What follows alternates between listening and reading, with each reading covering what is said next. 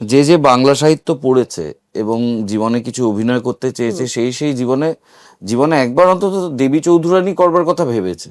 একদম এখনো এসে এরকম একটা প্রজেক্ট নিজের কাঁধে নেওয়া, বল একটু আমাকে। তো বিশাল বড় প্রফুল্লর চ্যালেঞ্জ ছিল। প্রফুল্লর প্রফুল্ল একদমই, হ্যাঁ, কারণ আমরা ছোটবেলায় দেখে এসেছি, মানে আমাদের মহানায়িকা সুচিত্রা সেনের বাবারাও দেখেছে, আমরাও দেখেছি। তখনও ভাবিনি যে কোনোদিনও আমি দেবী চৌধুরানী করব, কিন্তু আমার এরকম হিস্টোরিক্যাল চরিত্র করার সব সময় চাহিদা ছিল, একটু অন্যরকম ভাবে নিজেকে দেখা। কারণ ওই সময় ওই ইতিহাসটা তো আমরা পড়েছি, দেখতে তো পাইনি, কিন্তু সেইটাকে চিত্রায়ন করা মানে সেটা দর্শকদের সামনে তুলে ধরা, আর সেই চরিত্রটা সে কতটা স্ট্রং ছিল, ওই সময়কার একা একটা মহিলা হাতে তলোয়ার তুলে নিয়েছিল। আমি খুব লাকি যে আমি ওই চরিত্রটা করতে পেয়েছি আর কি আমার জীবনে। আমি চাইবো এরকম দেবী চৌধুরানীর মতো বা আরো অন্য ধরনের গল্পে, মানে এরকম হিস্টোরিক্যাল চরিত্র আমি দেখতে খুব ভালোবাসি। শুভ্রজিৎ কেমন?